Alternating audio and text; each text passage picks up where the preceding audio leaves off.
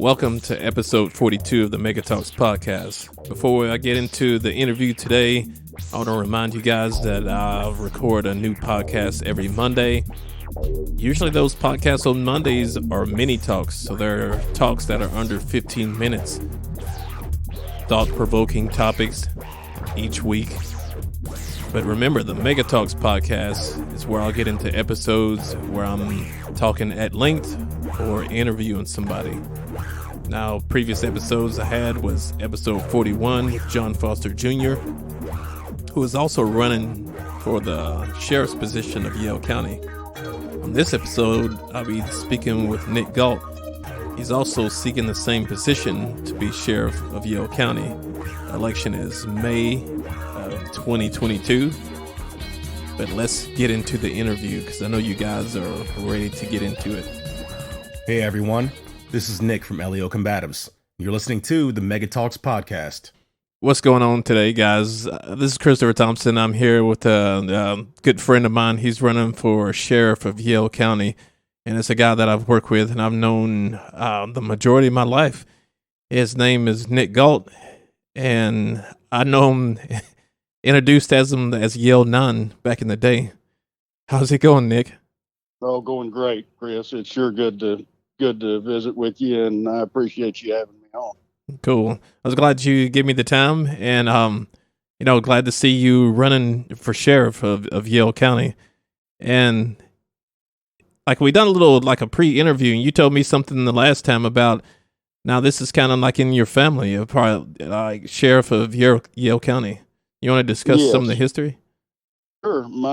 It began with my great-great-grandfather, who was the fifth sheriff of Yale County prior to the Civil War. And then his son, my great-grandfather, was sheriff in the early teens. And then his son, my great-uncle, was sheriff also in the 20s. And then it skipped my father's generation. And then I was a deputy sheriff here for 5 years, and then was a state trooper here for about 21 years and retired from them. And then my son was also served in Yale County as a state trooper. So 5 of the last 6 generations of Gault males have been peace officers in Yale and served in Yale County. Wow, that's some deep history. We go way back in the law enforcement. Serving our county here in Yale County. Mm-hmm. And you were born in Yale County, right? Oh, absolutely. First breath of air I ever took was in Yale County at the Danville Hospital where I was born, and Lord willing, the last breath I take will be in Yale County. All right. What got you into law enforcement? Was Yale County being a deputy? Was that your first? Yes. That was my first job in law enforcement. However, I had Miss Betty Sue George was my 7th grade English teacher, or 8th grade English teacher, and I wrote a career choice paper in 7th or 8th grade. I'm not sure which. My mother still has it, but I wrote a career paper that I was going to be a Arkansas state trooper. Nice. And as it turns out, it worked out exactly the way I had it planned. Mm-hmm. And what year did you go to the academy? In 1993. Okay. And July of 1993. And there you went. You spent 5 years with the sheriff's office. Yes, just under 5 years. Mm-hmm. Which sheriff were you under? Lloyd Mon. Mm-hmm. And I know a lot of answers to a lot of these questions, but I'll give you the chance to. We go way back when you were a city policeman at Dardanelle. Yeah, because I remember I started dispatch in '93, and I remember you from then, and coming in the office and talking to you on the radio. Yep. I did a lot over in the Dardanelle area. I made a lot of DWI arrests back during that time. That was kind of my thing. Oh yeah, and working there in the county, and you said you worked a lot of, Dardanelle side. You also worked Danville side. You worked a lot of the county. How does the patrol how would your patrol as a sheriff differ from the patrol when you started? How does it differ with now and then? Yeah, how would you do it different? Gosh, I think that a lot of it is still the same. I mean, I try to spend a lot of time out in the country and on the back roads and things. Of course, we kind of left the highway at that time to the troopers. Mm-hmm. That was kind of an unwritten understanding that the highway was theirs, and we didn't get in their way out there, and we stayed on the back roads and kind of just watched for things out of the ordinary and tried to be seen and deter any kind of crime that we possibly could. And I think that we were more effective maybe back then simply because I don't think people had the mobility that they have today. Oh yeah, especially like with cell phones and be able to like communicate. Absolutely, the technology and of course everyone has a car now. Back then, I don't think that just everybody even had their own car, but now everyone has a car. They have a cell phone. Everything is just advanced. Where I think it's more difficult to be effective now than it was back then. Mm-hmm. And like go ahead and give me like, well, I'll ask you a specific question. What makes you the primary pick to be the sheriff elected of Yale County? Well, I think of course, my qualifications. I've been around a long time, seen a lot of things. Have seen the way that previous sheriffs have done things that worked, things that didn't work. I know the people. I think that's a very important thing for a sheriff. Mm-hmm. They want to have someone they're comfortable to come talk to and be able to call by their first name. And I'm very much a people person. I can visit with anyone on nearly any subject. And I think that I offer a little bit of change, maybe being from the one of the main candidates from outside the current administration. I think that's maybe a breath of fresh air to a lot of folks, and I think I offer that. And I think that's something that the community is hungry for, and I think I offer that to them. I've made criminal cases from the lowest level of theft to working on capital cases. Mm-hmm. I know the judicial system. I know the prosecutors, the judges, and know how the system works. And I think I bring that to the table, and I want the job. I think that's an important thing. I'm there because I honestly think I can do some good for the county. Oh yeah. If I didn't, I would not be running. Mm-hmm.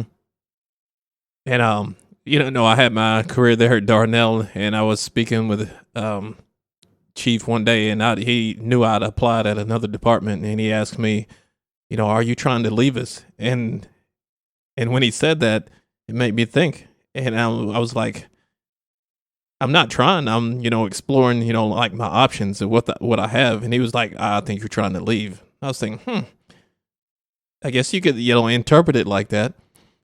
And so that leads me kind of to my question to you. It's like, when you were at the sheriff's office, why did you leave to go to state police?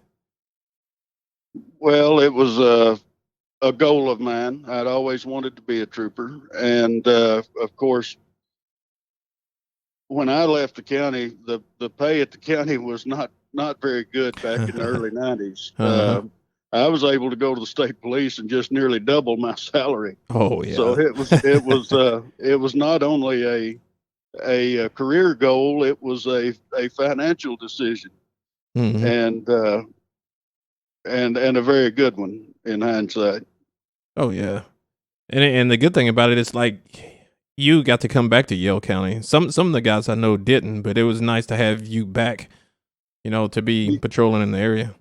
Yes, I went to Faulkner County for 2 years, and then back to Yale County and spent the remainder of my career here. I never was assigned a day out of J District out of Clarksville. I worked my entire career with the state police out of J District in Clarksville, which I feel very fortunate. There's not, at that time, there's not a lot of troopers that could say they spent their entire career in one district. Oh, no. We used to get shuffled around quite a little bit, but luckily I was able to spend all my time here. Mm-hmm. And you didn't have to worry about moving and then relocating and coming back and all that kind of stuff. You just like stayed at home pretty much. Yes, of course, we live on the farm here that has been in my family since 1911, and I never had the desire to chase rank or promotion with the state because I knew I never wanted to move. All my roots and ties were here, and that's the main reason I spent my entire career here. I never had any desire to chase the rank, and because I wasn't willing to move. Mm-hmm. And then pretty much you had your 25 years in, and you're able to retire. And now that's, running for sheriff, you're working at one of the local agencies in Yale County, right? Yes, I work for the city of Ola part-time, and also work over in Pope County for the city of Pottsville part-time. Nice. And they are both, well, I don't know as much history on the Pottsville Police Department, but the city of Ola, when I first began my career, was not the most desirable place in the county to work. Mm-hmm. But it has progressed, and we have some fine young officers and some fine leadership there, and the city of Ola has progressed maybe to the point of being the second most progressive police department in the county now. Nice. How many officers do they have there now? They have 3 full-time, 2 part-time, and three part-time. Oh, okay. And Pottsville's with the chief, Joe Paderak, right? Yes. Joe Paderak is the chief and is a great young, well, I call him young, but he actually has nearly as much time in as I do. But he's a very progressive chief, and they just received their second accreditation with the Arkansas Chiefs of Police Association. Yeah, I saw that on Facebook. Which is a pretty major milestone for a smaller department. Yeah, it's good to see the guys move around and be able to move through their careers and get those experiences and develop relationships and make their cities better.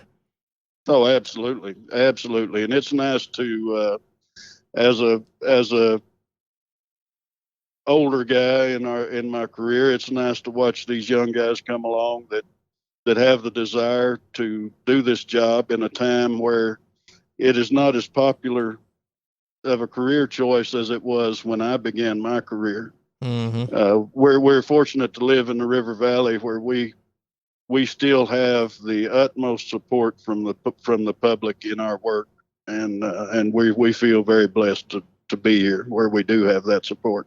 Yeah, that makes a huge difference. No, it makes all the difference. Yeah, absolutely.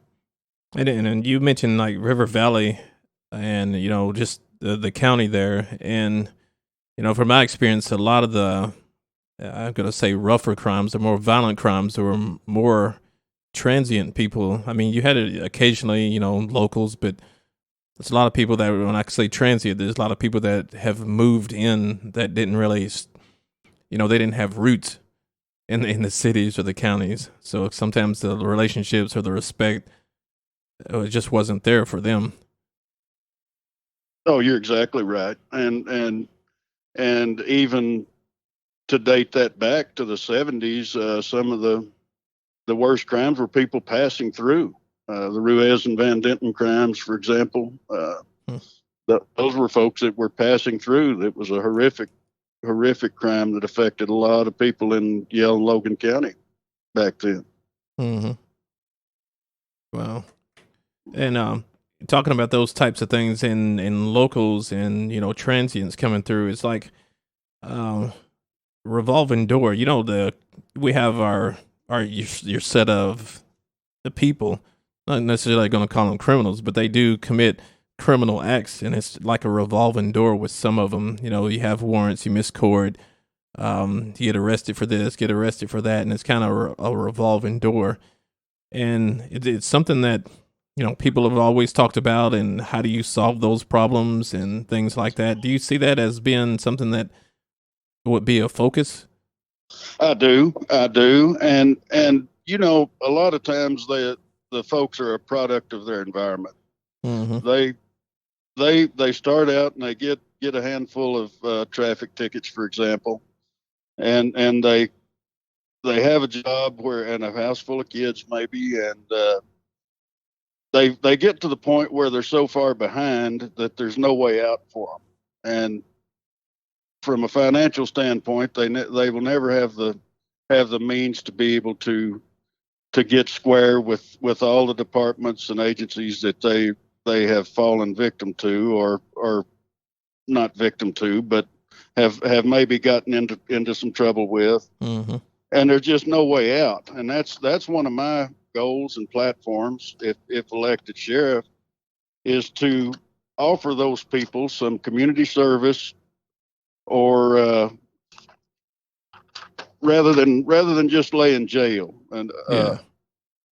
jail is for people like that is not a good answer. That's not a good answer for the county. It's not a good answer for the people. It's a drain on both.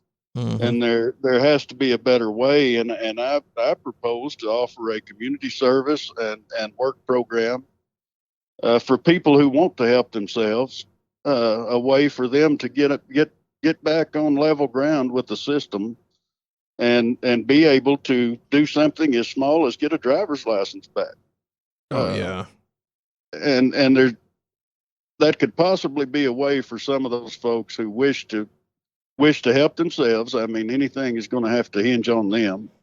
But if they wish to help themselves, I would like to offer a alternative method for them to be able to get back and be square with the system, Mm-hmm. and be able to be a legal, productive citizen. Yeah, because they have to have some type of incentive, some type of motivation to want to correct their behavior and come out of the system. Because the ones I've seen are just like, they get to a point where they're just kind of satisfied with, like, maybe every 3 months or 6 months you have to do some time in jail. Yeah, and it doesn't seem to bother them, Mm-hmm. and that's the behavior that I would like to be able to try to break, and break that cycle, and get them back where they have some pride in themselves and in their community, and instill a better way of life in it, if possible. Mm-hmm. But of course, like you said, it all hinges on them. They have to be the ones that want to initiate and initiate and perform the tasks necessary to get back on track. Yeah. But I'd like to help provide them with a way to do that, if possible. Mm-hmm. And like programs and different things like that. And as far as resources, having those things, is the county.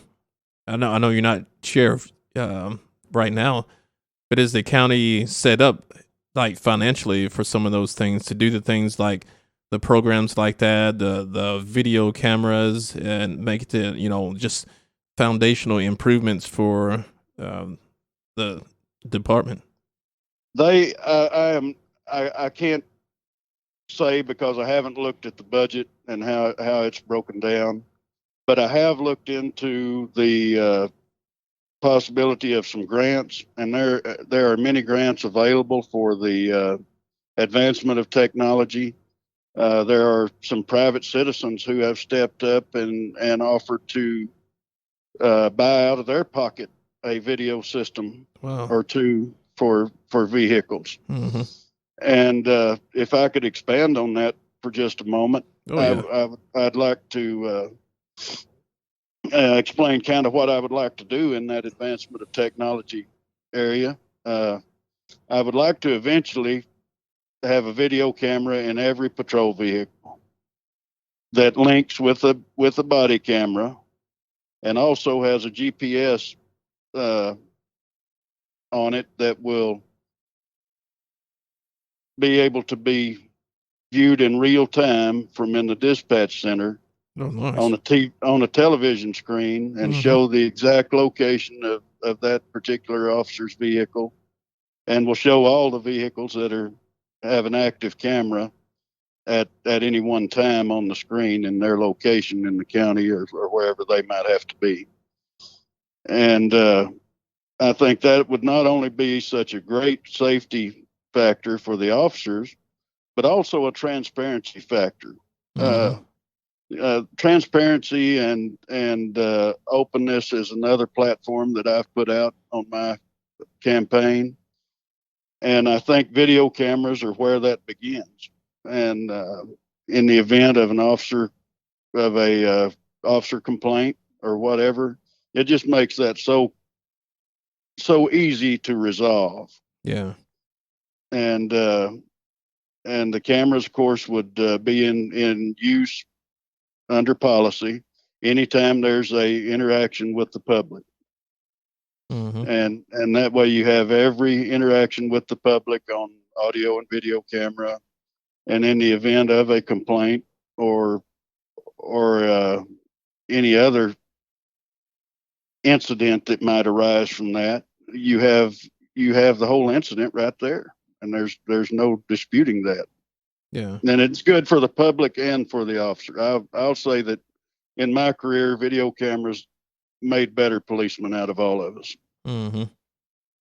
Yeah, and I know from like experience of not having the video camera and then having the video camera, because there were times when one time I wrote a traffic citation and the guy told me something specific that he saw, and I couldn't like dispute what he saw, but I knew what I saw. But I wrote him a ticket and I told him, well, I'll check that out. And I went to the station and checked it out, and what he said, I saw it on the camera. So I called the dude back down to the station and I'm like, man, I'll drop this ticket because I understand what your perspective was and what the decision you made. So I'm going to drop this. And it was just something different that you could actually, know the service that you could, provide to people, as opposed to like your word against them and just like, who's right or who's wrong. You can both take a look at it and, find out what happened. Absolutely. And by being able to do that, it might dispense with any kind of hard feelings that might exist otherwise, when it was just a you say, they say sort of thing. I think when both parties can see exactly what happened, I think that's the path to everyone being able to see that no one's toes were stepped on, for lack of better words, and if they were, it's certainly a way to right the situation. Oh yeah, in a timely manner. I can't say that I certainly was not without error. I wrote a lady a ticket one time for a passing zone violation, and she called me the following day and just told me that I was just wrong.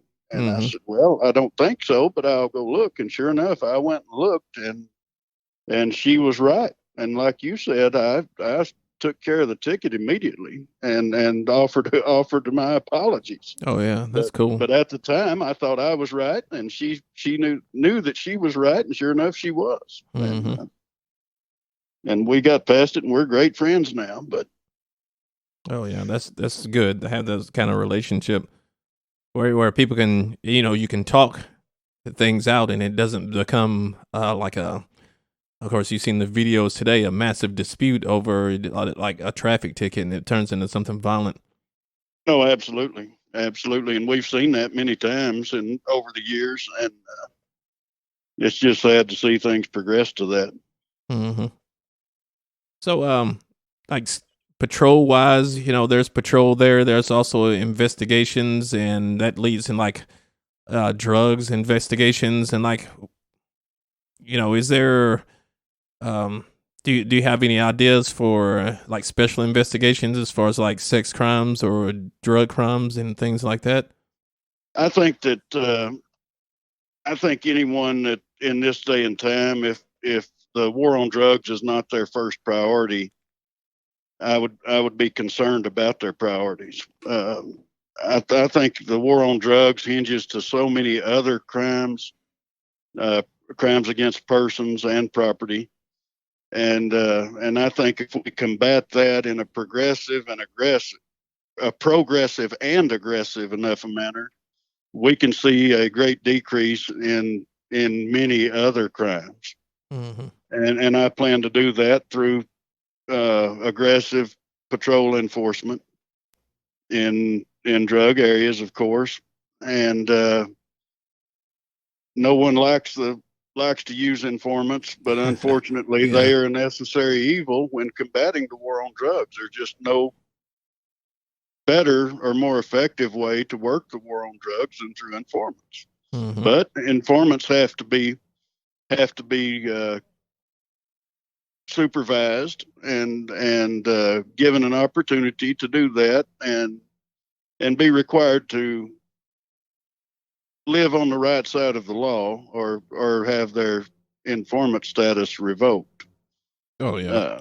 That's that they can't be allowed to run amok, and that, because that gets you.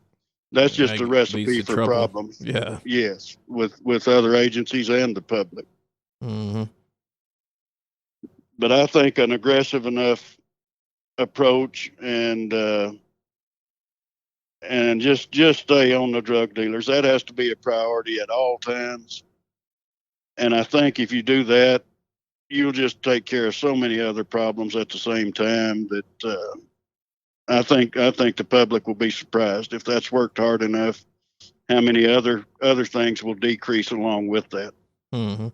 Do you think Yale County has less?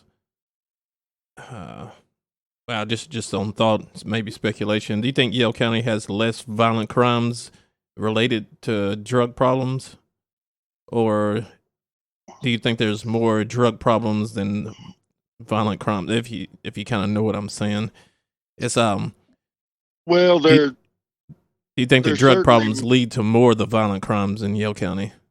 Oh, absolutely, absolutely. I certainly do.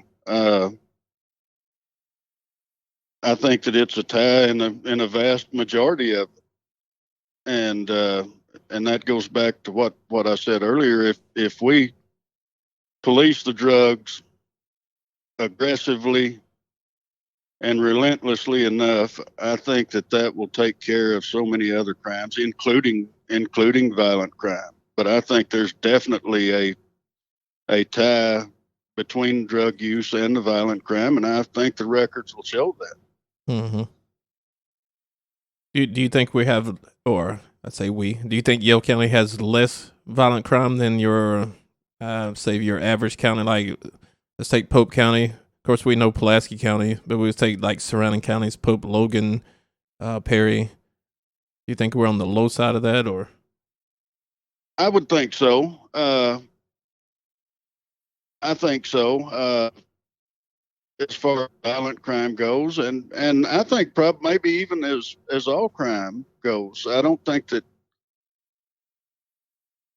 other than our drug problem, we may have a more substantial drug problem than some of the others, and it might just be that it's due to our lack of population, maybe a little bit more Mm-hmm. visible sometimes than it is in some of the more populous counties. But we have our fair share per population of problems, but I don't think that we're any more blessed with violent crime than any of our surrounding counties. Yeah.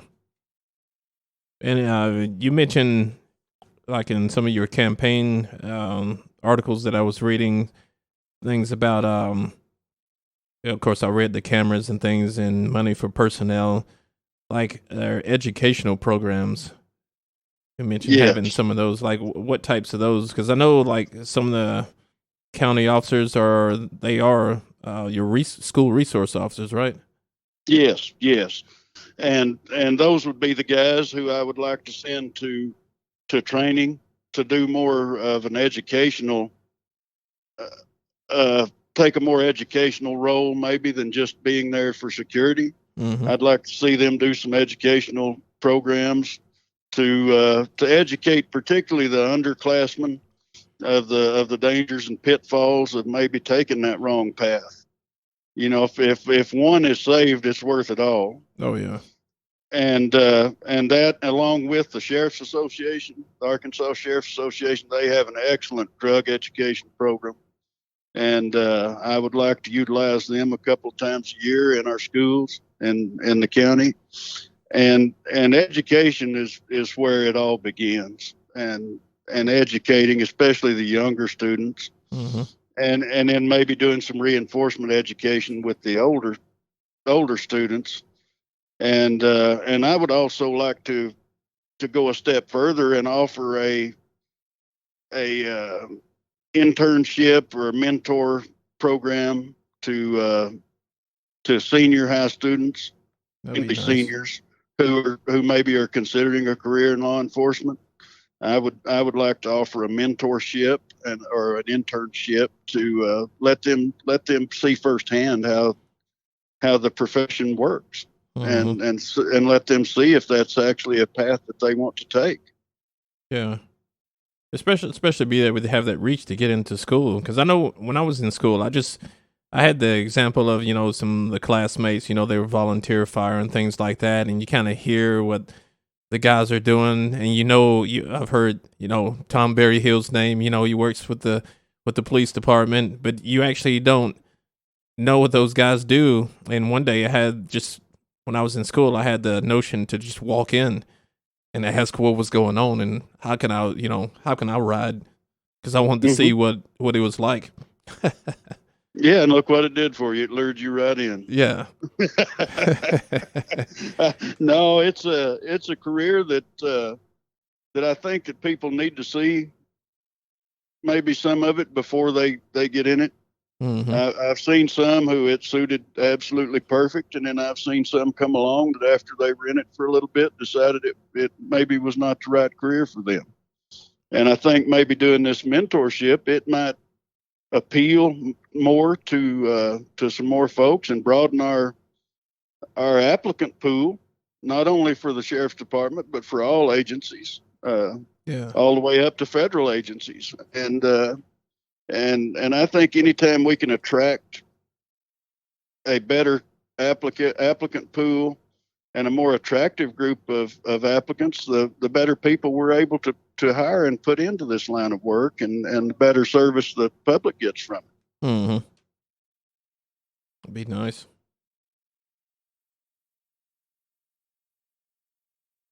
So, let me see. I'm reading through my notes here. I ask you about the leadership qualities.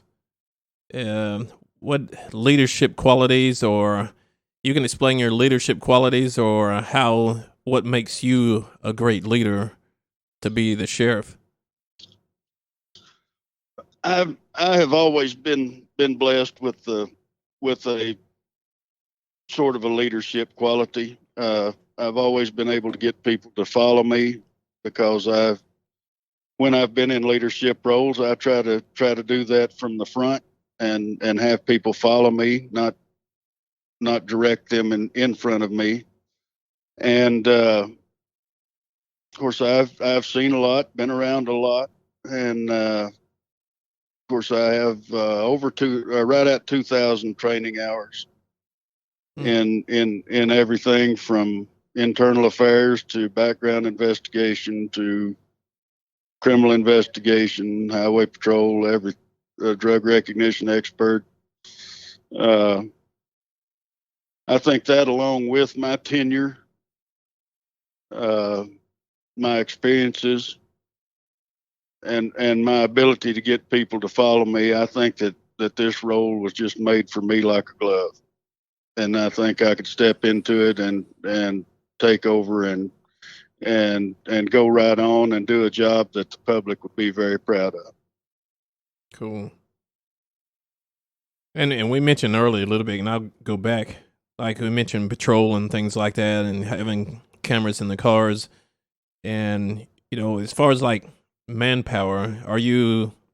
Coach, I know you work with Ola now. Is there a shortage of manpower with the deputies, or? Well, in my opinion, and something that I would adjust a little bit. I think they're a little bit heavy in their investigation division.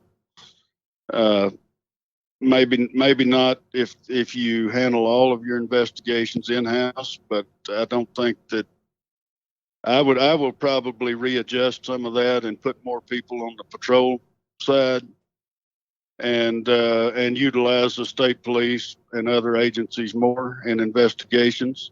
The state police, that's what they're there for. They're created as an assist agency to assist counties and cities. Yeah. They have more resources, more manpower, more specialized training that's there for the taking. And I think by not utilizing on that, maybe you're not reaching out to all the resources that are available to you. And I certainly intend to utilize that resource a lot more if elected sheriff. Yeah. And that comes to like manpower to have coverage, because Yale County is a lot of, it's a lot of territory to cover. You get calls from one side to the other. Largest area. I think it's the third largest county in the state area wise, and I've done it, and it's a long ways from extreme South Yale County to Northwest Yale County. It can be an hour trip, and I think that by utilizing and having more patrol deputies out, we can minimize that response time possibly, and respond to the county's needs in a more timely manner. And as far as patrol, because I read some things online, and it just like some of the situations that come up, I thought I'd throw them out at you, just like the manpower, for patrol, and like assisting other agencies in pursuits and things like that. Is that getting to where it's like more common or more of a problem, or is it just like with social media, it's just more talked about? Well, it's more talked about, but I think that the pursuits have become more prevalent in the last 4 or 5 years. When I first started my career, we had a lot of pursuits, and it seemed like it went to nothing, and now it seems like it seems to be prevalent again. Yeah, I don't know why. I can't name a reason why the cycle would be back, but it certainly seems that that more people are wanting to initiate pursuits with law enforcement. Yeah, nowadays, and that's such a hot potato to handle. Especially in the county. It's an administrator's nightmare. I don't think you can go to a no pursuit policy simply because if they know you're not going to chase them, they're going to put you in a position to have to chase them. And if you do chase them, you're taking on such a liability. I think it has to be weighed out, and it's so important to know what you're chasing someone for and weigh out whether it's worth it or not. Yeah, because there's what they always said with us, even if you let them go, there's still a liability, because sometimes you just don't know what's going to happen after you let them go. Oh, absolutely. They might continue running even though you're not chasing them anymore. And by doing so, that's a continuation of the pursuit. And so it's something that has to be weighed out, whether it's worth the risk that you put not only the public to, but yourselves and the violators. You have to consider all that. Yeah, and with more patrol, you have more coverage. Therefore, you have a little bit more protection, against like, county, if it becomes like a county-wide thing, because assisting other agencies, you're going to have those agencies, that need that assistance into the county, especially if they're not familiar with their surroundings. Yes, they certainly need someone, at least within radio range to be able to maybe give them direction or tell them what's coming up ahead of them, if nothing else. And it's so important to have that relationship and ability to work together with the other agencies. That's something I would like to work on if elected sheriff, is to get all the agencies and back in harmony, working together. That makes there usually when there's a rash of crimes going on, burglaries or theft, for example. If the county is having a rash of them, usually some of the cities are also. Mm-hmm. And by working together on these mutual crimes, we certainly stand a better shot at being able to solve them and bring them to a close. And I would like to see that relationship bridged back, and not only that, but I would like to have a mutual aid agreement with all the cities in the department where they would have county jurisdiction to assist if necessary. Mm-hmm. Nice. And I did read, I think it was something, maybe you'd commented somewhere about having like a town hall meeting to be able to meet people and be able to like do the old face-to-face type of discussion things. Yes. I plan on having 4 or 5 town halls.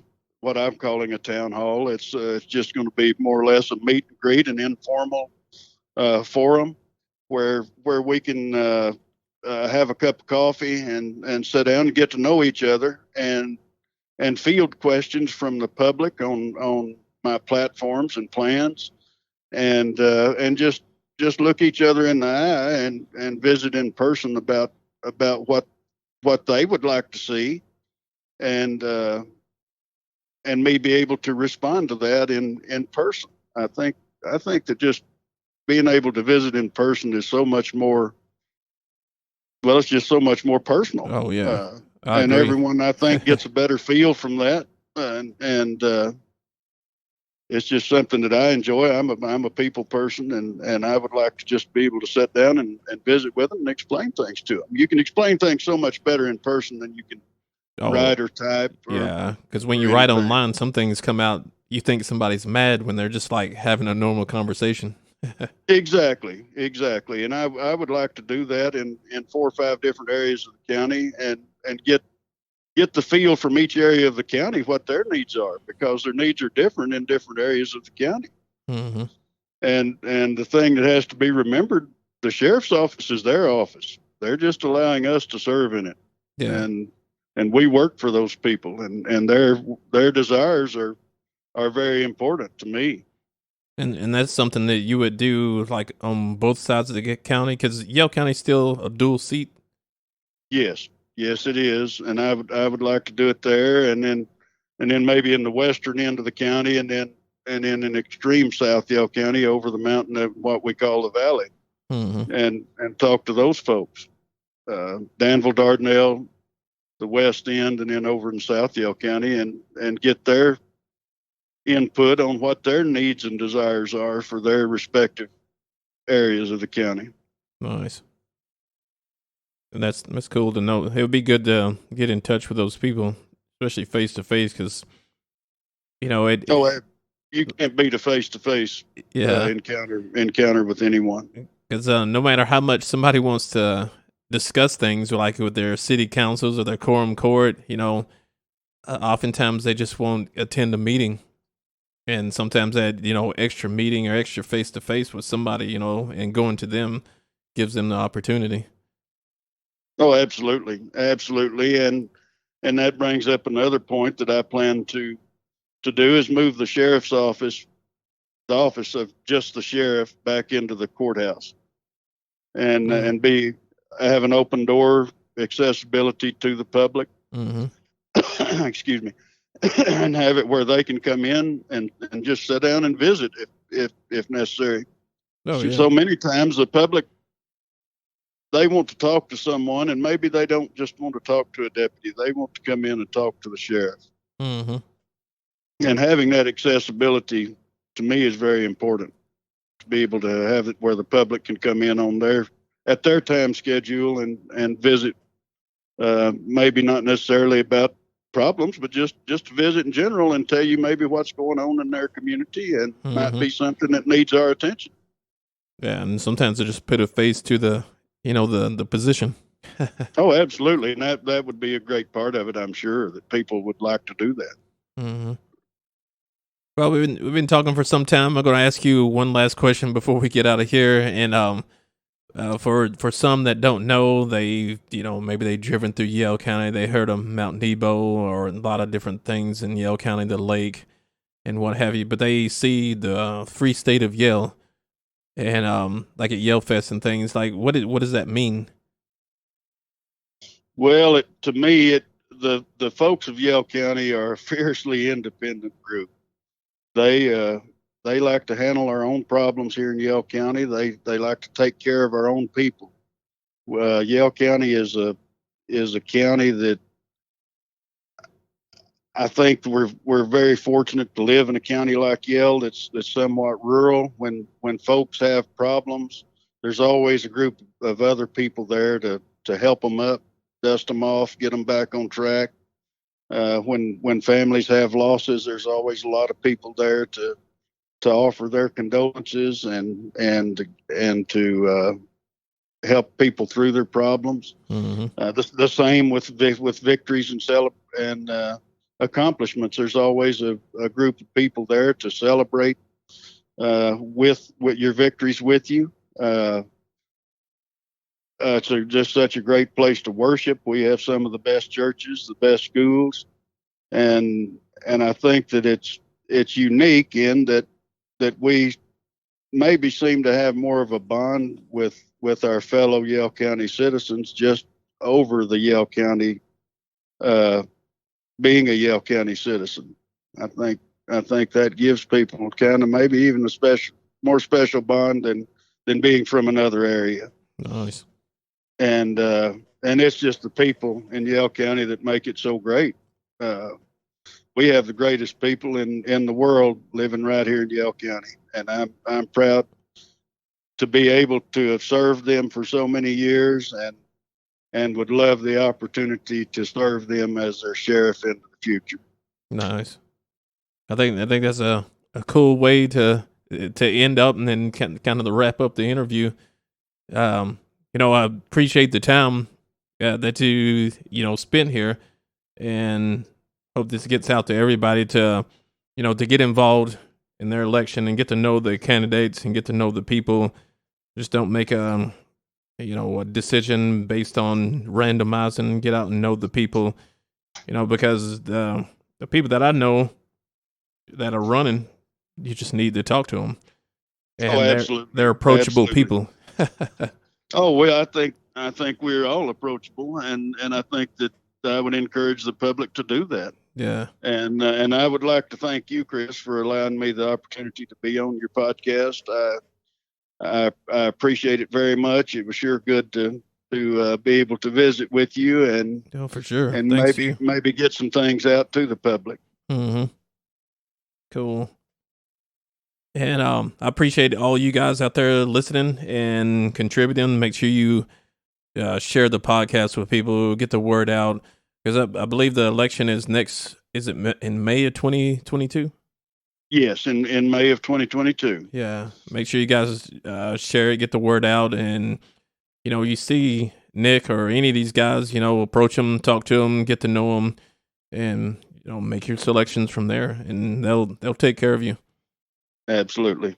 All right, but I'll get out of here and talk with you later. Thanks again for having me, Chris. Oh, you're welcome.